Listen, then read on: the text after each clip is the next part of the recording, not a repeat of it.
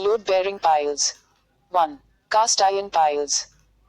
Cast iron piles are hollow tubes of cast iron having inner diameter 20 to 40 centimeters and wall thickness 20 to 30 millimeters. These are generally 4 meters in length, and for longer lengths these are joined by a suitable device. Cast iron being a brittle material, these piles are provided with helical screws at the lower end, and the whole assembly is rotated to drive the pile inside the soil. Piles with helical screws are generally known as screw piles. Cast iron piles are suitable for shallow foundations and are suitably employed for the foundations of marine structures, lightweight bridges and buoys anchors. 2. Cement concrete piles. These are of the following types. A. Cast in situ piles. These piles are cast with cement concrete at the place where these have to carry superimposed load. For casting the pile, a hole is driven by excavating with an auger or driving a casing. The hole is then filled up with cement concrete. As these piles are generally driven vertically, no reinforcement is needed.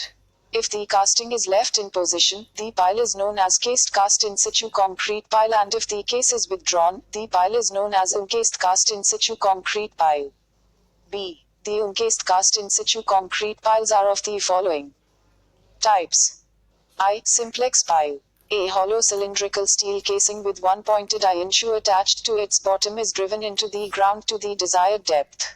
Concrete is then put into the casing pipe for a depth of about 1 meter and compacted. The casing pipe is lifted up for a distance of 1 meter. In this way, entire length of the hole is filled up with compacted concrete which acts as a pile. E. Frankie pile. It consists of an enlarged base and corrugated stem. Initially 60 cm to 90 cm bottom portion of the casing pipe is filled with concrete and compacted by dropping a hammer to provide a solid plug at the end. The casing is then driven in by hammering the concrete plug till it reaches the desired depth. Now the casing is lifted to a small distance and the concrete is forced by the hammer blows. Successive layers of concrete are then poured and compacted, and simultaneously the casing is lifted. E. Pedestal pile. A concrete pile with a pedestal at the bottom end is known as pedestal pile. The pile may consist of plain cement concrete or reinforced cement concrete. If pressure pile.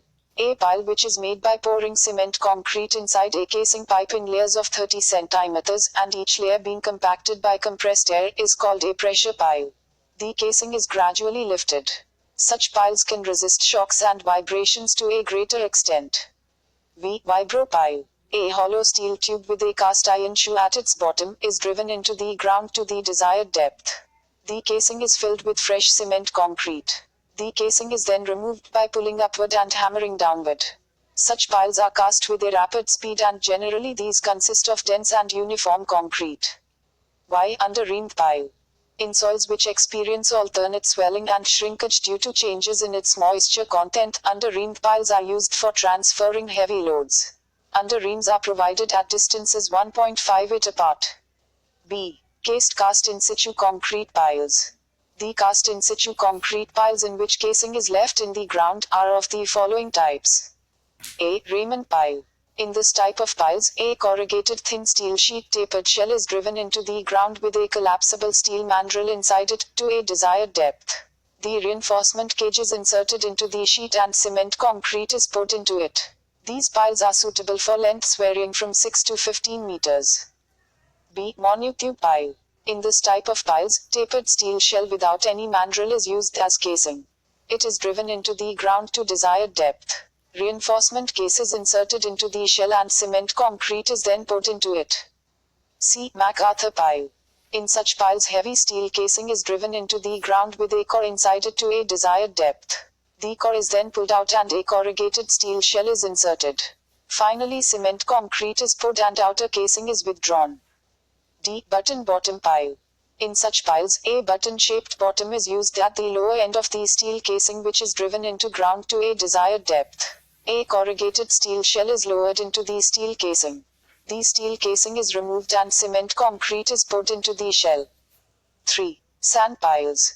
In this type of piles, holes are driven into ground to desired depth and sand is filled in the holes. Such piles improve the bearing capacity of the soil.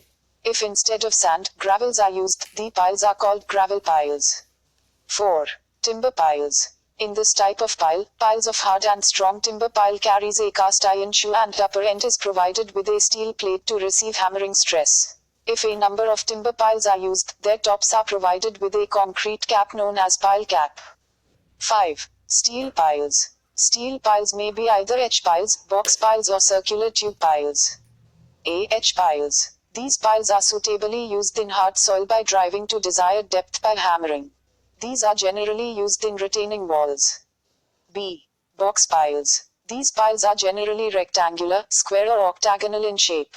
These consist of deep beams which offer adequate frictional resistance and end resistance. C. Circular tube piles. These piles consist of circular steel tubes driven into ground to desired depth. From the open-ended pile, soil is removed and cement concrete is poured. 6. Wrought iron piles. These piles are generally solid and circular, having diameter ranging from 80 to 200 millimeters. Their normal length is between 4 to 6 meters. These are especially suitable as shafts for screw piles. 7. Composite piles. These piles are a combination of a board pile and a driven pile or of driven piles of two different materials. Thank you.